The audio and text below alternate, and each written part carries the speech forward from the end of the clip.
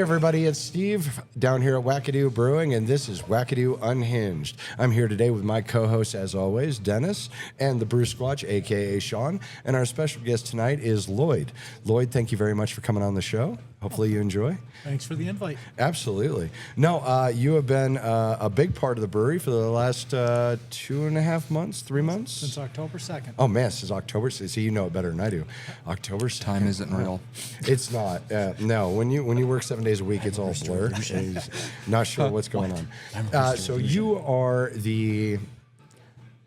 Let's see if I can get this right. You're going to have to correct me, I'm sure, at least once. One, you are the leader of the Balanced Rook Chess Club here in Colorado Springs. Correct. Two, you're also on the state board or... Board of Directors for the Colorado State Chess Association. That sounds so much better than what I said. So fantastic. That's because I said it a lot. I could string all those words together. Yeah, I was going to say, the last couple of months, you have been just out there. You were on Living Local. Living Local, yes. You were interviewed by the Gazette. And there was another article like the same day that I saw a link for. It was something other than the Gazette, wasn't it? Or was it just two parts of the same?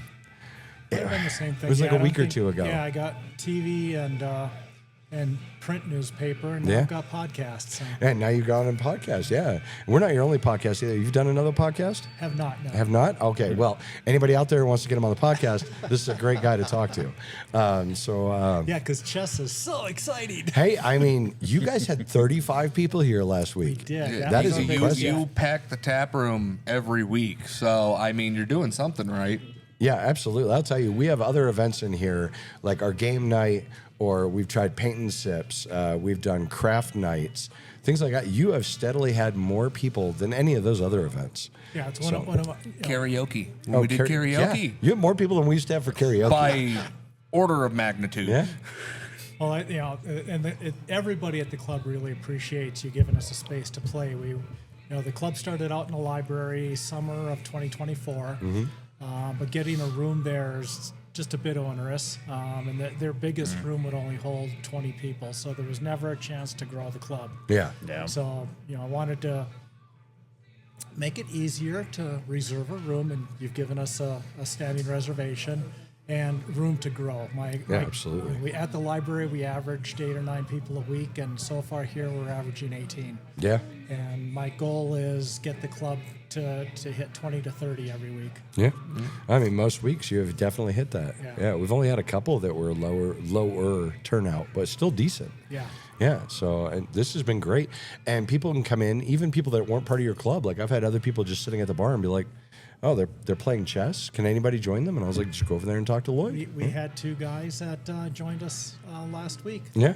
They just came in to have a drink and saw the sets, and I invited them down to play. I'm not going to lie. I was surprised to walk out and see those 2 in particular playing chess. Yeah. But I mean, it's one of those things, unless you go to like a park where they've got the chess table set up during the summertime, there's not a lot of places you just walk into and there's a group of people playing chess. Well, that's one of the reasons. Another individual, David, started the club back in 2024. He ran it for about a year. Then this last summer, he had to give it up. Yeah. And he asked me if I wanted to take it over. So I was a regular member. And didn't really want to take on a project, but I also couldn't let it go because at the time there were no other social chess clubs in town. Yeah. So I couldn't just let that die. I wanted to give people a place to play. And so that led us to here and playing. It was a bring your own chess set club up until I got tired of playing on the little mobile sets, yes, the little toy sets. I was like, chess is a cheap hobby. I went and invested in 20 nice tournament chess sets for people to play on, and that's kind of incentive for them to come back. The non-tournament players, it's a place to get out, meet new people, make new friends, and beat them at chess. Yeah, and it's been a great social aspect too. It's not like anybody's. You have some incredible players. You have several players that are actually nationally rated. Oh, we've got a national. Daniel's come a couple of times. He's a rated national master. Yeah, and yet nobody's like. You're not intimidated to sit down and play, or you're not pushed aside because you're not good enough to play. Oh, yeah. That's what I like about the social aspect of this. It's not hardcore. Yeah, one of my favorites is about 3 or 4 weeks ago, we had a guy that come in who just learned to play chess that morning and had played 3 games online, and he came in to play. And it's fun to play against those people, not because you want to win, but because you can don't make that move. Look at the bishop over here, and kind of, I like to work through my thought process. I played one guy where he had a pawn that looked like it was free. I could take it with my knight. And I explained to him, if I take it with my knight, your king's going to step over, my knight's trapped, you're going to win it. So that would be a bad exchange for me. I'm looking for an attack over on this side of the board. And like you last week, you got a set up at the board, and you beat me. I know. That was I was sweating that whole game, and it was a really good experience. I wasn't sure how much you'd let me win, but it was absolutely not. In fact, I saw you made one mistake, and I pointed that out to you. You could have beat me earlier, but no, you finished beautifully. Yeah, that one was a nail biter all the way till the end. I really wasn't, and I kept looking too because I was like, man, one more mistake, and he's got me. And it was very cool. It was a really close game, and I really enjoyed it. You know, and that's why I like playing. And it's not about winning or losing. I love watching. I think I enjoy watching other people play more, seeing how their mind works versus how I'm playing. Yeah. Especially like when I played that young kid about a month ago, and watching him play, seeing that, he didn't have everything locked in yet, but you could see, like, watching him look across the board, he knew, like, he was one of those people that could see how the future of the game was going, instead of me. Like, I maybe I can think a couple moves ahead tops, but you could see he was really laying the board out in his brain. Yeah. And that's a skill I don't have. I just kind of brute force my way through games. Most of the time, I like playing people because, like you learned early on, I do not mind sacrificing pieces to reach a goal. And I appreciate the pieces you give me. Yeah. As an employee, should I be concerned? It's for the greater good. You're a little more than a pawn. Well, that makes me feel good. Yeah, everybody thinks when they think about chess, they kind of think of that Queen's Gambit thing where she could visualize the board up above on the ceiling and how all the pieces were going to move. And there's a certain amount of that to the game where you need to think, well, if I do this, he'll do that, and I'll do this, and he'll do that. But it's a lot deeper than that. You can break the game of chess into, it starts with the openings. It's the only time that all of the pieces are in the same spot. After like 10 moves, there's a billion or so combinations that it could be. So at the opening, you know where all the pieces are, you know where his pieces are, and you learn openings, which I'm not that good at, where you memorize. I'm going to start with the king's pawn. He's going to move the king's pawn. I'm going to take the knight out. I'm going to take the bishop out. So you learn those things. And I've just started studying the London system. It gets a lot of crap, but it's actually pretty solid opening. So I've started working through that and trying to learn it. And so that's the opening. The end game, when you're down to just kings and pawns, maybe a bishop and knight, that is very structured. There's things like opposition where I want my king to block your king from moving forward, and I want to march my pawn down the board. So you have to learn things like that. It's fun to watch. We had some guys in here one night where one guy was down to just a king, the other guy had a rook and a king, and he didn't know how to push the other king to the edge of the board so you could checkmate him. Yeah. So he's just checking them all over the board. So you have to learn things like that. And then in the middle game, in between opening and the end game, there's tactics. You look for things like, if I move my knight here, I can fork these two pieces, I win one of them. Mm-hmm. Or doing the same with the bishop. And then there's positional chess or strategy. That's where, I don't know what's going to come of it, but I'm going to there's an open file on the board. I'm going to put my rooks that I control it. And then I'm going to stack my rooks up. And I don't know exactly what this is going to lead to yet, but positionally it's very strong and it's going to give me an advantage later in the game. So it's all of those things that you learn some of this, you learn some of that, you start putting it together, you get better and better at playing. So that combinations, being able to just picture, if I do this, he'll do this, I'll do this, he'll do this, that's just a small part of the game. Yeah. And you started playing in school, right? In high school, middle school?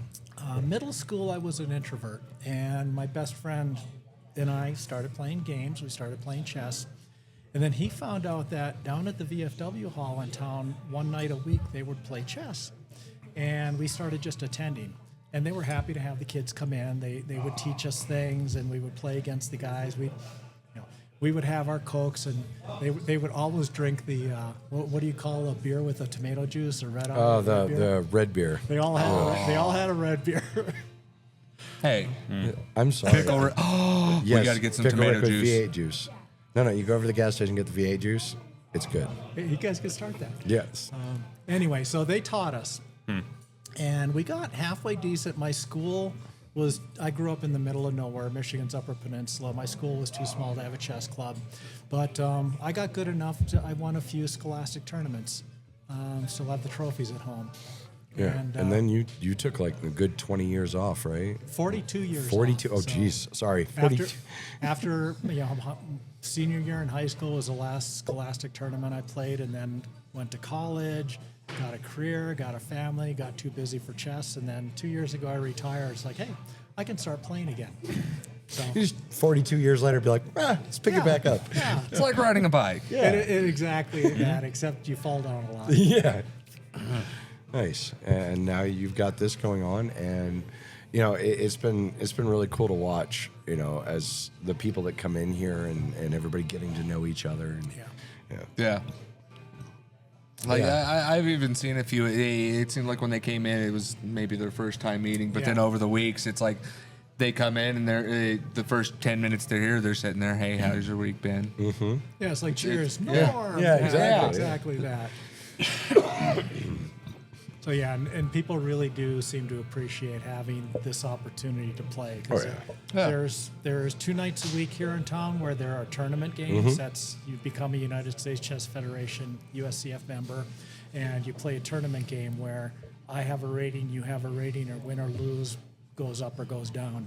Yeah. Those games are more intense, and that's the shh. Yeah. Really quiet in the room. So that's good. I did the tournaments for about a little over a year. I've got my rating, and now I like the social aspect where you can talk to the person you're playing, and if you're friends with the person you're playing, you can give them crap while you're playing. Mm-hmm. Oh yeah. That's the part I'm good at. That's the only way that I can win. It's like playing spades for me. If I talk trash to you the whole time we're playing, and I play quick and make moves that just don't seem to make any sense, it messes with people. Yeah. And that's when I can win. But if you can weed out all the bullshit I'm throwing at you, then usually I've lost. Oh. But I will talk the entire time, and usually that gets people because they don't. Yeah, because your brain can only work mathematically or language at the same time. You can't do both. And chess is all math. So if you talk to people and you're saying weird things to them and you're messing with them, your brain can't lock in as well. So that's what helps me. And since I'm since I'm a nutcase anyways, it doesn't bother me if somebody's talking trash because my brain's all over the place anyways. So, but people that are really concentrating and really serious, I'm pretty good at that. And besides the psychology, I know for a fact you just like to talk trash. I do. I love it. Well, it's fun. I've done that in mid-fight, getting my butt kicked. Oh yeah, I know. That's exactly what I was thinking about. I have heard you on the GoPro. I've done that on the international level when I was a steel fighter, fighting some of the best people in the world. They're beating the crap out of me, and I'm still running my mouth the whole time. That near no bell. I love it. So another one of your interests, actually, Shaun just got to enjoy for the first time this weekend. Shaun, what did you do this weekend? I learned to ski yesterday. Did kind you? of. Yes. Like I had a great teacher. I'm not entirely sure she succeeded, but that is no comment on her skills. I am out of shape. Which hill did you go to? Ski Cooper. Oh, okay. Yep. We were just up there last week. We always do 3 days. We go up to Leadville for 2 nights. We do Cooper 1 day and Copper 2 days. Nice. Yeah. Cooper's a little, I'm still a beginner too. I started skiing at 56, so I stick to the greens. But Cooper's a little tough. Those are long runs, some very, fairly steep sections on their greens. Yeah. My friend of mine that I went up there with told me I did a really good job. I did a couple of runs on the bunny hill. Yeah.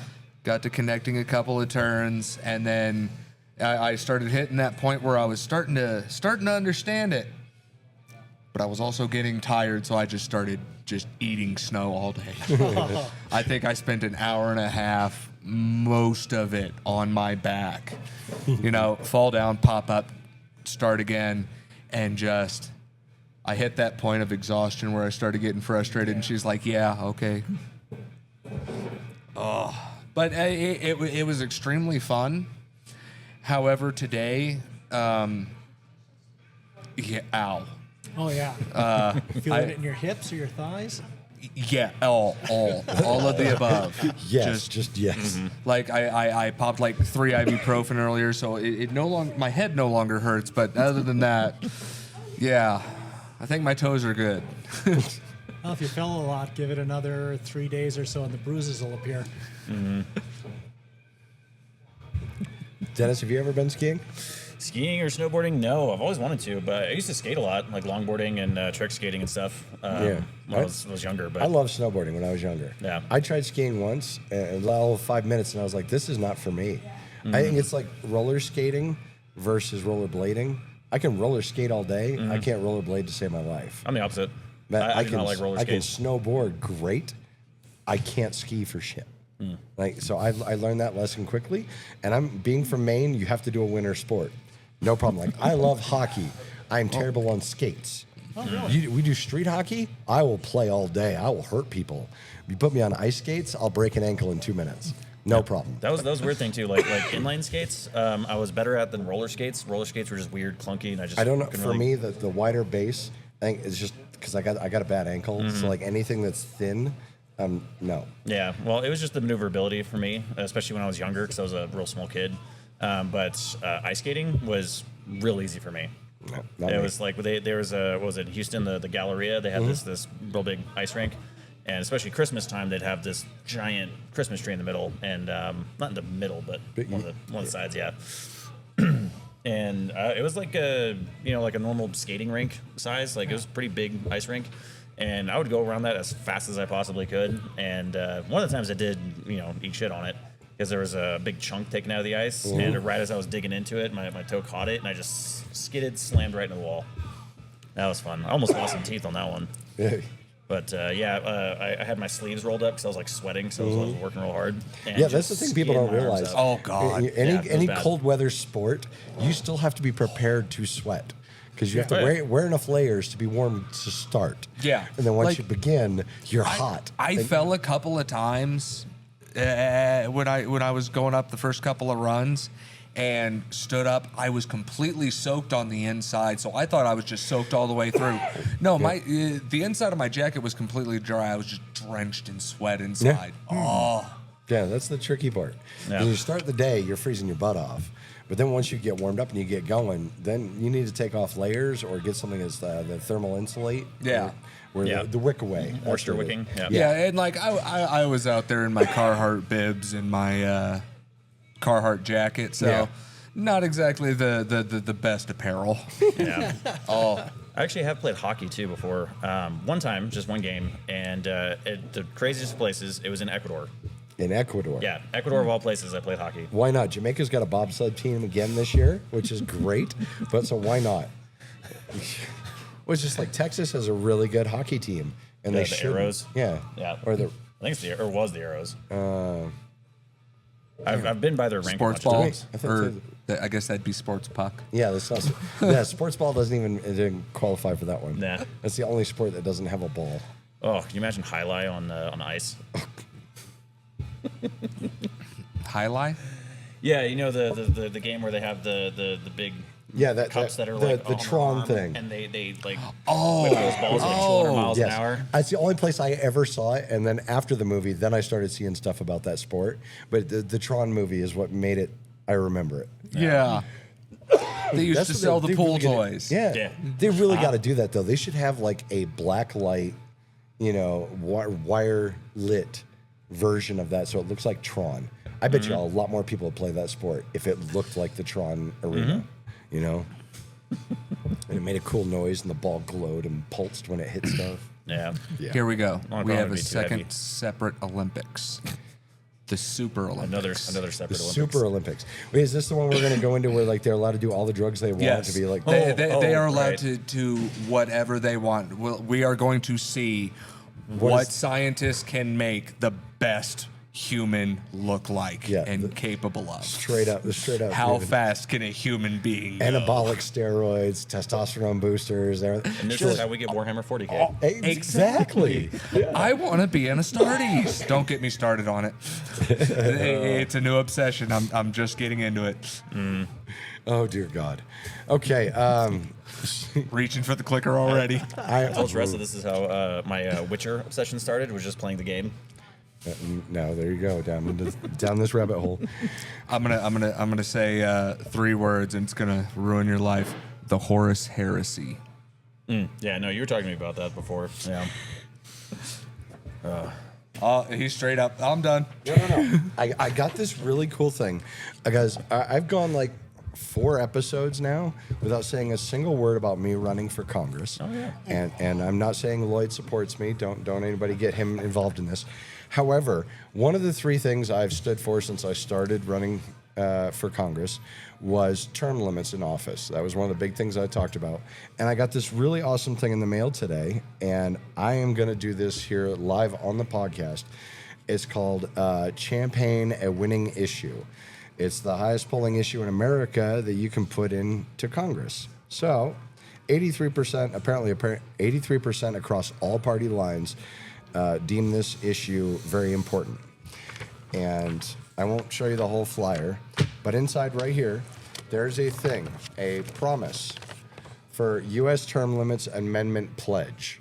And if you sign this as a candidate running for Congress, you're pledging that as a member of Congress, I will co-sponsor and vote for the U.S. Term Limits Amendment. And this is being put forward by the U.S. Term Limits nonprofit organization. So I'm going to do this right here, live on our show. I, Stephen Fuller, pledge that I will, as a member of Congress, co-sponsor and vote for this. And today's date is 10th. Thank you. 10 February 2026. My name printed because my penmanship is terrible. Didn't already print it the first time. All right. I need a witness to sign it. Sure, I'll And sign it. witness to print your name. And there it is. I pledge that now, and we're going to get this scanned and emailed over to the nonprofit tomorrow. And they said that they will add us to their website and all their social media. And this is going out to all congressional candidates for 2026. So there it is. Signed the pledge. There you go. I signed my first document as a soon-to-be congressional person. Yay. There you go. Sorry, Nice. I just wanted to add that. See, now I got to get used to that, all the things, and learn it in shorthand and all that. No, I told you that's the presidential thing. I am not doing that. I will never, ever, That ever. will never end. Never, Yeah. ever, never, ever. Oh, and I got the bagpipes in. Oh, finally. Oh, good. Tried them out yet? Maybe No, because I still got this crap in my lungs. Gotcha. And I don't want to get it into the bag and then just keep getting myself sick. so. The bag of perpetual First sickness. thing we'll do is I'll pull it apart, check all the reads, and see how many we got to get. Yeah, we'll figure it out. And we found out there are actually a lot of nice classical songs that play well with the flute. And Haley's getting really good at the flute. All right. So me and you get good at this, and then we'll find a couple of songs we can play with Haley. And that'll be some beautiful stuff right there. All right. There you go. Just 2 overpowering bagpipes and then a flute. A flute, yeah. Yeah. Well, the 2 of us flanking her and her tiny little... We're going to be like 20 yards to the rear, and she's going to have a microphone. Yeah, right. Jeez. Do you play any instruments? I do not. Nothing? No, I have no musical talent whatsoever. Same. Yeah, no, neither do I.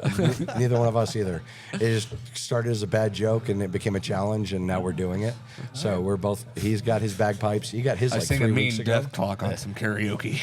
Hey, I've Talked seen about it too much to not do it. There's that guy on one of those talent shows that did AC/DC on the bagpipes. Oh, yeah. And now I really want to do that.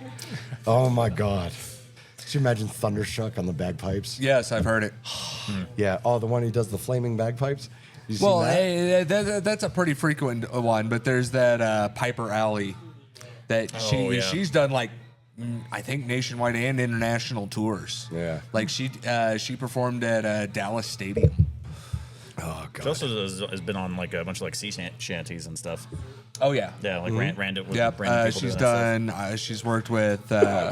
There's a young woman who plays violin who's amazing. Has an electric violin. Oh yeah, the one who dances. Mia Asano. stuff. Oh, No, you're there's the one with thinking Celtic Lindsay women. Sterling. Her. Yes, I love that. They almost threw her out of school because she couldn't hold still while she played the violin, and they told her that no proper violinist could be allowed to move around. Oh, yeah. And she ended up being with Celtic women and is now a world-renowned violinist.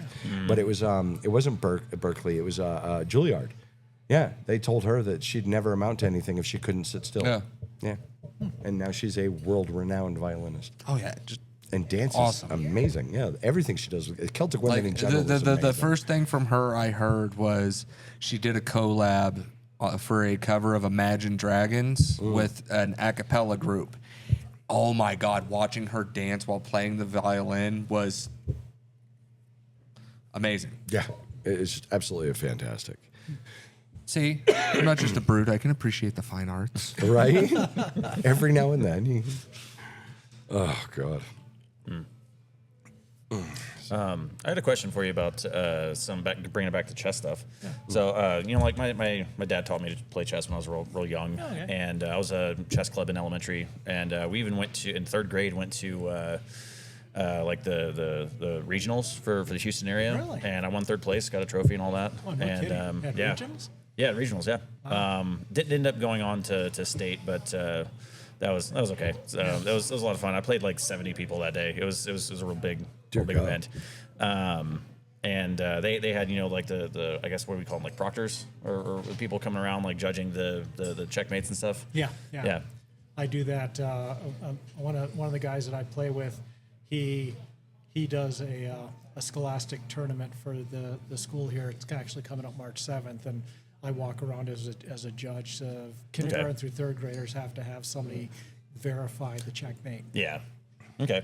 Well, one of the things that my dad used to do, I don't know if you've ever done this or had this done to you or anything. One of the things my dad used to do was he would just straight up, he's like, you're relying a little too much on your queen. We're going to trade queens right now. And he would just, like, right at the beginning of the game, sacrifice his queen, and I would take his, and then I'd be just out of a queen. And I'd be forced to use all of the other pieces. And I was just wondering, have you ever, like, seen that or had anyone do that to you? Or It was like an instructional tool. Yeah, exactly. Gotcha. I have not seen it. I think it's a brilliant idea because you don't want to rely too much on the queen. Mm-hmm. So if you play against a really good player, he's going to chase your queen around and punish you for taking it out too early. I've kind of done that before where I had an end game against a really good player. We ended up with a king, a couple of pawns, and a queen each. And the queens were just chasing the kings, and we agreed on a draw. But after that game, I don't want to go into an end game with queens anymore. So I'll try to get them off the board before we get that far, so I don't have to deal with that. Yeah, I'm very quick about forcing them to take my queen, trading queens. Yeah. That's usually one of the first pieces. I'll start the beginning game, and as soon as I can, I will get my queen out there to the point where we're going to trade queens. They look at it and either I'm going to go take theirs and just get rid of it, or have them take mine. Yeah. Absolutely. I want the queens off the board as On fast the rare as I can. occasion I play, I always try to keep that queen in reserve. That's the right way to do it. I want to keep the queen in reserve, so that way once half my other stuff is gone, I still have something to smack back with and protect the king. I love throwing away the queen early. I have no problem. It's usually one of the first pieces off the board. Yeah, for I me. remember. Yeah. Damn. I took your queen. I was like, he doesn't look disappointed. Why not at doesn't all. he look disappointed? I would rather trade blows with the bishops and the rooks. Knights, I am still not very good with, and that's my biggest weakness. Like when we, I do like messing with the knights. First few times yeah. we played, bringing out those middle pawns, I like to bring them out and set them in the nice triangle, thinking I've got a nice little defensive wedge, and then you'll drop the knight right between all three of them, and I never see it coming, and it always puts me in a bad spot. Yeah, that's called an outpost. Where if I can get the knight on just over on your side of the board, where pawns can't attack it, and especially if that color bishop is off the board, that knight is set there. Yeah, and because you lock out such a big area where I cannot move. Yeah, exactly. So that's why I started playing those off pawns early, and I think that's how I won that game. Really, was I got away from that middle. I like to be in the middle, and I've learned that's the worst thing for me. Because I never see that knight coming, and it always drops right there in my pawns. Yeah. Well, you should come out on a Thursday night then and play. Yeah. Thursday? Absolutely. Okay. Yeah. There we go. You Every Thursday from 6 to 9 If p.m. you were that good 6 as to a 9. kid, some of those skills will come back. You'll learn as you play more. And Okay. See, I have a secret strategy when it comes to chess. You can't think 5 moves ahead of me if I only know 2 moves of what I'm gonna do. Right? Yeah. It's like you can't predict chaos. I remember the first time I actually beat my dad in chess. I was like, what? Oh my god! But my uncle, on the other hand, my mom's brother, he's one of those guys that thinks like 12 to 15 moves ahead, and I have never even come close to beating that guy. I came close to beating him in pool one time, and then I like ran the table, missed the 8-ball, and then he ran the table and then made the 8-ball. But like with chess, never even came close. Yeah. Dude's brain's like a computer. It's insane. It was just like how did you get me in the same move 5 times in a row? It's like I just kept switching it back and like he would mirror the moves, maybe like the same shit. I don't know how to explain. It was a long time ago, but still. But no, it was still fun. But that was every time I played him, I would just get my ass kicked. Yeah. But yeah, the best games, if you're playing against somebody who's way better than you and you lose, that's okay. If you're playing against someone who's nowhere near as good as you and you're just taking all their pieces, that's no fun. It's when you're playing against somebody where you both have a chance. You make some good moves, you make some bad moves. You feel really good about the good moves, and then at the end of the game, if you win, it makes you feel really good. If you lose, you can enjoy the fact that the other person feels really good about it. Yeah, it's that real battle. That's what feels good. There's no luck involved. It's purely an intellectual battle. because at a certain point too, like if you're playing against someone that's that much better, you don't even know what you're doing wrong. Yeah. So there's no way to grow from that. Yeah. Well, to learn. there is with the social club. That's a great thing is you could actually ask the person for advice when you get done with the game. The really good players remember all the moves. So when you're done with the game, they can set the board back up again and make all the moves, and they can kind of explain to you, well, you shouldn't have done this because no, it's not an obvious like you just hung a piece and they took it, but you shouldn't have done this because positionally in another 10 or 12 moves that's going to become a bad thing. There was one, it was about 3 weeks ago here at the end table where that older gentleman, he set the board back up and he was like, here's where you did this, here's where exactly this that. was, and if you had done this, or if you'd have seen this, and he walked him back through it for like a good 30 minutes after the game was over. Yeah. Just walking him back through And the I've game. seen it happen so often where, in real time, mid-game, somebody will make a move and then the person sitting across from him is like, okay, so see what you did here and start breaking it down. And it's like, that's awesome to see. Yeah. Yeah. That's what I like about this. If they're not as good as you want them to get better so you have a decent person to play against. Yeah. Yeah, absolutely. Yep. Yeah, and that's just it. Like when I was younger, me and my 2 foster brothers, we used to play like video games, and I'm stupid good at most video games, and so I'd play both of them at the same time and just beat them so bad. And there were times where like I felt bad because I wanted, like, they didn't want to play with me anymore. It wasn't like I didn't talk trash. I was not egotistical about winning. I really wanted them to be better so we could play more, or I could lose to them. But I mean, that's how it started. I used to just beat them each individually, and then both of them would team up against me, and I'd still win. And it was just like, sometimes winning is not that much fun. You know? There were times where like I wanted to lose a game so that we keep going. And see that's what I think is the big thing here with it being a social thing is there are zero stakes. Yeah. You are playing to enjoy the game. Mm-hmm.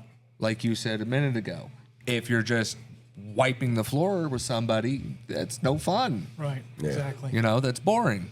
Yeah. You want that person to get better, so you've got a challenge. Yeah.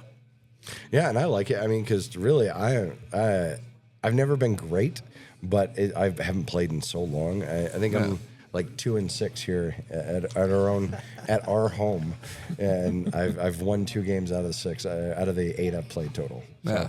and I'm very happy with that. You know, like every time I play Lloyd pulls some crazy stuff, and it's things that I wouldn't even see, but you know it's coming, and that's the worst part. Like I'll move. And then I'll see him look at something, and I'm like, oh, and like 2 moves later, there it is. And that's what he saw. And I'm like, Well, yeah, and like when I played you, that was the first time I've played in probably God knows how many years. yeah. And it was like there was a couple of times I moved a piece, and it's like I'm about to get punished for that. Or there were times it was like I have no good move here. Mm-hmm.